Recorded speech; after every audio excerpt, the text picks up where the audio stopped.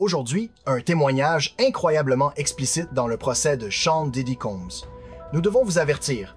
Certains des éléments que vous entendrez peuvent être troublants. Avant de continuer, abonnez-vous afin de recevoir les dernières informations de cette affaire, likez et partagez au maximum afin de promouvoir nos efforts. Sean Diddy Combs, un nom autrefois synonyme de luxe, de pouvoir et de l'âge d'or du hip-hop, se trouve désormais au centre d'un scandale si explosif qu'il pourrait réécrire le récit de toute sa carrière. Nous l'avons tous vu à son apogée, dominant les scènes, organisant des fêtes légendaires et construisant un empire. Mais maintenant, l'homme qui se présentait comme plus grand que nature est accusé de quelque chose de bien plus sombre, des allégations de corruption, de manipulation et d'une conspiration si tordue qu'elle semble tirée d'un thriller hollywoodien. La salle d'audience, autrefois un théâtre de ses triomphes juridiques, est devenue un théâtre de désespoir. Diddy, vêtu d'un costume discret, était assis, les mains jointes, scrutant le jury comme s'il implorait silencieusement le salut. Le magnat, qui dominait autrefois le monde du divertissement, semblait être un homme au bord de tout perdre. Pour l'instant, il semble que le juge refuse la liberté sous caution,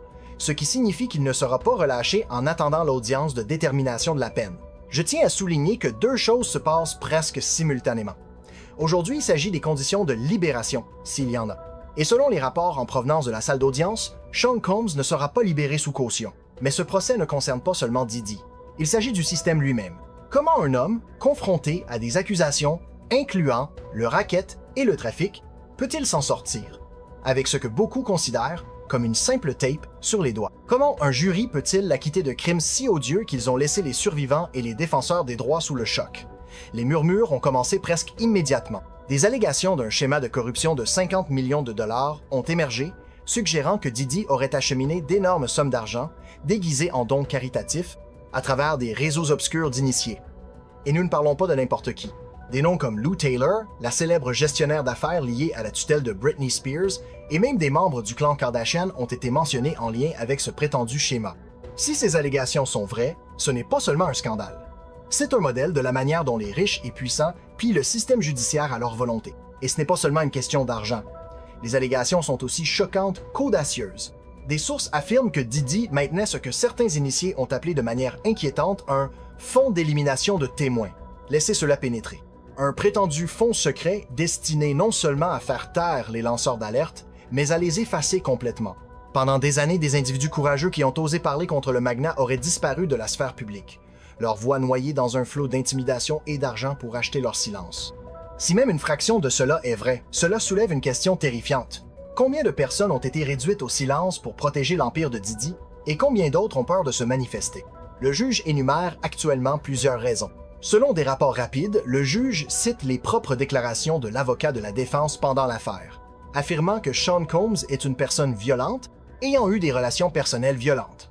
Bien sûr, la défense a soutenu que cela ne signifie pas qu'il est coupable de racket. Il semble que le juge utilise maintenant ces déclarations pour justifier le refus de la liberté sous caution. Mais les révélations ne s'arrêtent pas là. Au milieu du procès, les agents fédéraux auraient découvert un coffre-fort rempli de cassettes, des enregistrements explicites prétendument tournés lors des tristement célèbres soirées Freak Off de Diddy. Ce n'était pas n'importe quelle fête. Nous parlons de rassemblements marathons imprégnés d'excès, où les lignes entre consentement et coercition se seraient estompées. Et les cassettes, elles contiendraient non seulement Diddy, mais une liste impressionnante de célébrités de premier plan, certaines ayant longtemps projeté une image irréprochable. Les rumeurs autour de ces cassettes suffisent à faire retenir leur souffle aux élites d'Hollywood. Que contiennent-elles? Qui y figure? Et, peut être plus important encore, pourquoi n'ont-elles pas été rendues publiques? Sont-elles utilisées comme moyen de pression? Une bombe à retardement dans un monde où les secrets sont une monnaie d'échange? Ou sont-elles simplement trop accablantes pour jamais voir le jour? L'audace même de ces allégations a laissé tout le monde. Des fans aux initiés de l'industrie se demandaient comment cela a pu rester caché si longtemps. Pendant des années, les fêtes de Diddy étaient chuchotées dans les coulisses et les cercles de l'industrie, mais elles étaient toujours écartées comme les excentricités d'un homme qui prospérait en repoussant les limites. Maintenant, ces chuchotements se sont transformés en rugissements et les détails émergents des documents judiciaires et des témoignages peignent un tableau bien plus sinistre que quiconque aurait pu l'imaginer. Un juré, s'exprimant anonymement à la presse, a décrit les images des soi-disant « freak-off » comme banales, affirmant qu'il ne s'agissait que de beaucoup d'huile et de frottement. Mais cela raconte-t-il toute l'histoire? Ou s'agit-il d'un récit soigneusement élaboré pour minimiser la nature incriminante des cassettes? On raconte qu'elles sont vendues aux individus qui y figurent. Si vous êtes Tommy X, une grande star de cinéma, marié heureux à une femme, et que vous étiez dans une chambre avec 3 autres hommes lors d'une de ces fêtes, vous ne voulez pas que cette vidéo soit rendue publique. Ce qui est encore plus choquant, c'est le niveau de complicité suggéré par ces allégations. Les fêtes n'étaient pas seulement une question d'indulgence.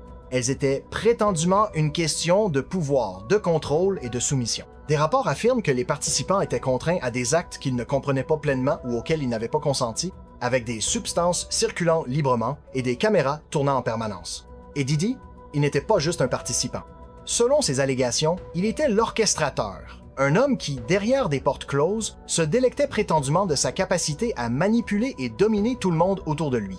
Si ces cassettes venaient à être divulguées, elles ne terniraient pas seulement la réputation de Diddy, elles pourraient exposer tout un écosystème d'abus et d'exploitation au sein des cercles les plus élitistes d'Hollywood. Mais n'oublions pas le courant sous-jacent, effrayant des allégations ritualistes qui ont émergé. Certains témoins ont décrit les rassemblements de Diddy non seulement comme débauchés, mais comme quelque chose de plus sombre, impliquant des rituels étranges et des pratiques presque trop grotesques pour être crues. Un accusateur virulent les a qualifiés de rituels sataniques déguisés en fête, suggérant qu'il y avait une couche plus profonde et plus sinistre à l'empire de Diddy. Ces allégations, bien que non prouvées, ont déclenché une tempête de spéculation. Se pourrait-il que ces rassemblements soient plus qu'une simple indulgence? Représenteraient-ils une culture secrète de type sectaire où les puissants exploitaient les vulnérables pour maintenir leur statut et leur influence, comme pour Jeffrey Epstein? La chose intéressante avec la théorie sur Epstein est que nous savons qu'il filmait des gens sur cette île. Il y a beaucoup de films de personnes très puissantes, des figures politiques, des artistes, des hommes d'affaires. Croyez-vous vraiment que Jeffrey Epstein s'est suicidé? Bien sûr que non. Et puis, il y a la question de qui savait. Hollywood est une industrie bâtie sur les apparences. Pendant des années, le cercle rapproché de Diddy semblait intouchable. Mais à mesure que de nouvelles allégations émergent, il devient clair que ce n'était pas l'œuvre d'un seul homme. De ses associés professionnels à ses confidents les plus proches, il semble que beaucoup de personnes aient pu jouer un rôle pour garder ses secrets cachés. Même maintenant, alors que les révélations du procès se déploient, il y a un sentiment palpable de peur parmi ceux qui se tenaient autrefois à ses côtés. Jusqu'où va ce terrier de lapin? Et qui d'autre pourrait être impliqué avant que tout ne soit dit et fait? Ce qui est le plus choquant dans tout cela, c'est l'audace avec laquelle cela a été prétendument réalisé. Diddy ne vivait pas seulement à la limite. Il a bâti son empire là-dessus, prospérant sur la controverse et le chaos. Mais maintenant, alors que les murs se referment, il semble que les traits mêmes qui l'ont propulsé au rang de superstar pourraient être ceux qui conduiront à sa chute. Le procès peut être terminé, mais les questions qu'il a soulevées sont loin d'être résolues. Et à mesure que de plus en plus de voix émergent, chacune portant ses propres histoires bouleversantes, il est clair que ce n'est que le début d'un règlement de compte beaucoup plus vaste. Avez-vous déjà passé du temps avec lui? Avez-vous déjà rencontré Diddy? Je l'ai déjà rencontré, oui. Comment était-il? Un type très gentil, très intelligent, super dans les affaires, vous savez. Mais juste au moment où nous pensions que le scandale ne pouvait pas devenir plus sombre, la disparition soudaine de Jane, une témoin clé dans le procès, a envoyé des ondes de choc à travers les cercles juridiques et le public. Jane, qui a courageusement témoigné contre Diddy sous un pseudonyme, a disparu sans laisser de traces peu après la fin du procès. Les détails entourant sa disparition sont flous, mais le timing est impossible à ignorer. A-t-elle été intimidée pour se taire? Ou pire, a-t-elle été éliminée par des forces déterminées à empêcher la vérité de sortir? Ce n'est pas la première fois qu'un lanceur d'alerte lié aux prétendus méfaits de Diddy semble s'être volatilisé. Au fil des années, plusieurs personnes qui ont parlé contre lui ont soit rétracté leurs accusations, soit simplement disparu de la vue du public. Coïncidence? Ou stratégie calculée pour assurer le silence de ceux qui en savent trop? Ce qui rend le cas de Jane particulièrement effrayant, ce sont les parallèles avec d'autres incidents présumés. Une source interne affirme que Jane avait reçu des menaces subtiles, mais inquiétantes dans les semaines précédant son témoignage. Des messages cryptiques, des voitures inconnues devant chez elle, et même un cambriolage où rien n'a été volé. Ce sont des tactiques d'intimidation tout droit sorties d'un thriller policy. Mais voici le twist terrifiant. C'est réel. Et maintenant, avec la disparition de Jane, les procureurs se démènent pour comprendre ce qui s'est passé. Certains ont spéculé qu'elle est entrée dans un programme de protection des témoins, mais d'autres craignent un résultat bien plus sombre. Après tout, dans un monde où le pouvoir et l'influence règnent en maître, il est difficile d'imaginer que la justice l'emporte toujours. Je ne sais pas à quel point je n'aime pas dire des choses que je ne sais pas, sauf si je les vois, vous savez. Mais était-ce discuté? Y avait-il des descriptions de personnes que je connais qui étaient là? Oui. Mais voici une autre chose. Combien de ces grandes fêtes de l'industrie du divertissement, au fil des années, et tout ce que vous avez vécu, quelqu'un est-il déjà venu vers vous à une certaine heure pour vous dire « Ok, il est temps de partir » ? Lors de ces fêtes, il le faisait. Et Jane n'est pas la seule pièce de ce puzzle qui a disparu. Des rapports ont fait surface concernant des opérateurs internationaux, des fixeurs de l'ombre, prétendument embauchés par l'équipe de Didi, travaillant en coulisses pour nettoyer ces dégâts. Ce ne sont pas des experts en relations publiques ordinaires. Ce sont des individus spécialisés dans l'effacement de preuves, le silence des témoins et la couverture de traces à travers les frontières. Une source anonyme affirme que des images de sécurité d'un hôtel liées à un incident potentiellement accablant ont été effacées quelques heures seulement après que les enquêteurs les ont demandées. Un autre insiste sur le fait que des témoins prévus pour témoigner se sont soudainement retirés après avoir reçu des paiements lucratifs ou des avertissements cryptiques. Même les enquêteurs privés engagés par les prétendues victimes ont rapporté avoir été suivis, harcelés ou empêchés d'accéder à des informations cruciales. C'est comme peler les couches d'un oignon pour ne trouver que plus de pourriture à chaque étape. Les gens ne réalisaient pas qu'il avait des caméras partout, à leur insu. Et maintenant, il aurait tout ce matériel, c'est ce qu'on m'a dit. Ça va être vraiment intéressant de voir ce qui se passe si, vous savez, vous êtes une énorme icône, une star de la télévision ou du cinéma, et que vous êtes dans certaines de ces vidéos, mais comme si les allégations contre Didi n'étaient pas assez scandaleuses, des murmures ont maintenant émergé, jetant le doute sur l'intégrité même du procès. Au cœur de ce nouveau rebondissement se trouve le juge Arun Subramanian, la personne même chargée de rendre une justice impartiale. Des rumeurs ont émergé selon lesquelles Subramanian, connu pour son comportement mesuré dans la salle d'audience, aurait autrefois été un participant discret dans le cercle exclusif de Didi.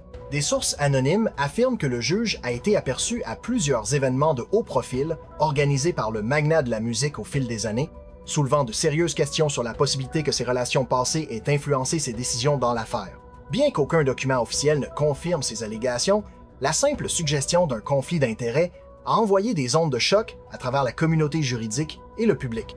Ces prétendus événements n'étaient pas des rassemblements ordinaires non plus.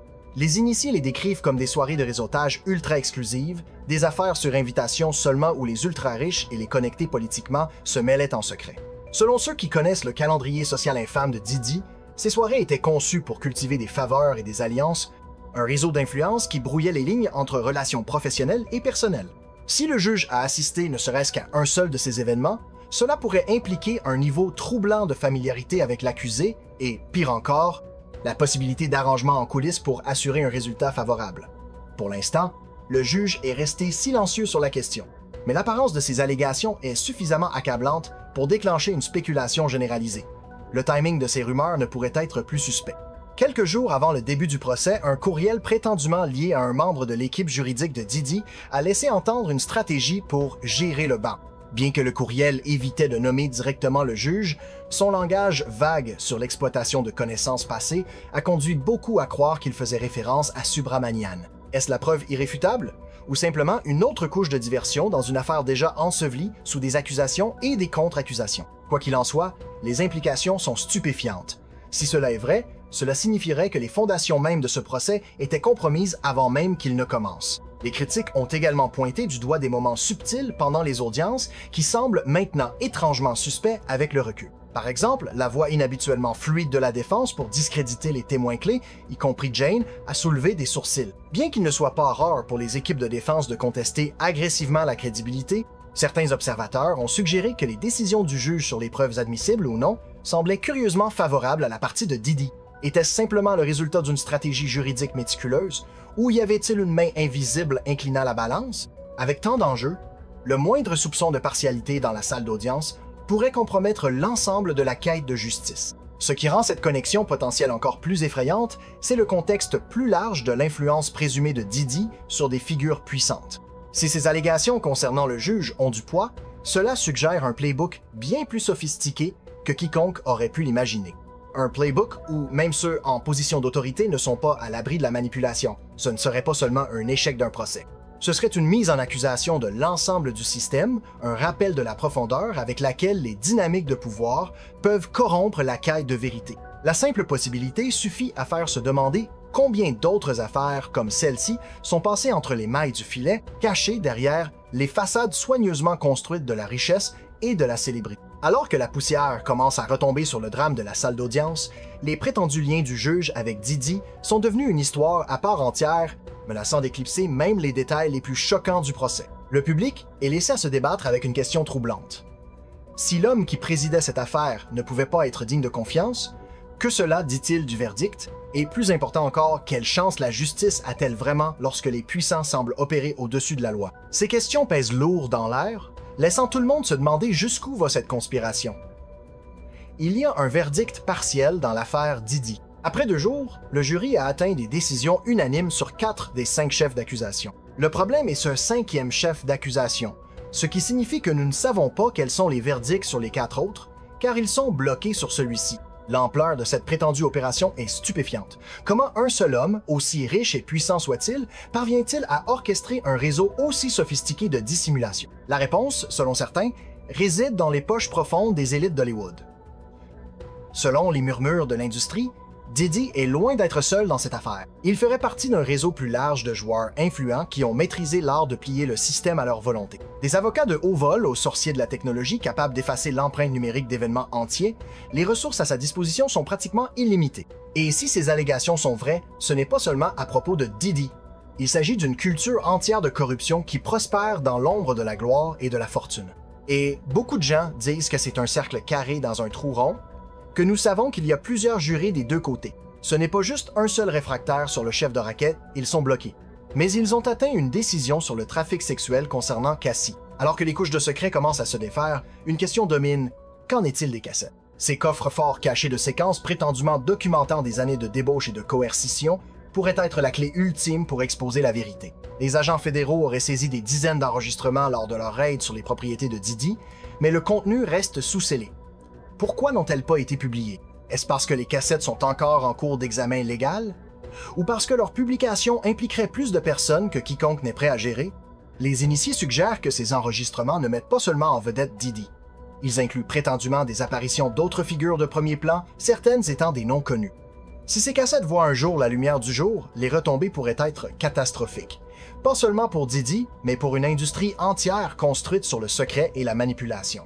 Les implications sont presque trop grandes pour être comprises. Si les cassettes sont aussi accablantes que les rumeurs le suggèrent, elles pourraient déclencher un règlement de compte comme Hollywood n'en a jamais vu.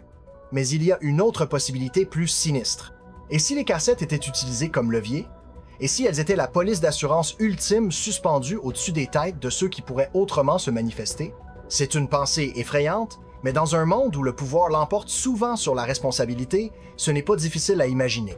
Et chaque jour que les cassettes restent cachées, la question devient plus forte. Qui d'autre est protégé? Et à quel prix? Tout ce que vous venez de dire est également inclus dans le chef d'accusation de racket. Donc, nous ne savons pas quel est le vote. Et n'oublions pas les implications plus larges de ce scandale. L'affaire de Diddy a déjà déclenché une vague de poursuites civiles et d'accusations, dont beaucoup allèguent un schéma de comportement qui remonte à des décennies. Plus de 50 plaignants se sont manifestés, chacun avec ses propres histoires bouleversantes d'exploitation et d'abus. Certains décrivent avoir été contraints à des situations dont ils ne pouvaient pas s'échapper.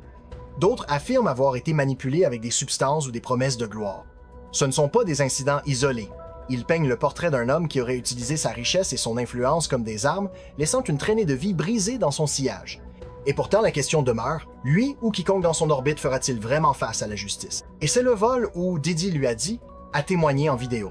Il lui a montré une vidéo d'un freak-off auquel elle avait participé et a dit « Si tu ne participes pas à un autre freak-off quand nous arriverons à New York, je vais diffuser cette vidéo. Je vais l'envoyer à ta mère. » Et c'est de la coercition. Elle a témoigné que si le jury la croyait, ils auraient, en réfléchissant à l'ampleur stupéfiante de cette histoire, il est impossible de ne pas se demander ce qui se passe ensuite. Jane réapparaîtra-t-elle, ou sa voix a-t-elle été réduite au silence pour toujours? Les cassettes verront-elles enfin la lumière du jour, ou resteront-elles enfermées, protégeant les puissants au détriment des vulnérables? Et surtout, ce scandale marquera-t-il un tournant pour Hollywood? Un moment où l'industrie affronte enfin ses secrets les plus sombres? Ou s'effacera-t-il simplement dans l'arrière-plan une autre histoire édifiante engloutie par le cycle incessant des nouvelles? Nous voulons avoir votre avis. Pensez-vous que la vérité sur Diddy et son prétendu réseau de complices sera un jour pleinement exposée? Ou est-ce juste un autre exemple des riches et puissants échappant à la responsabilité?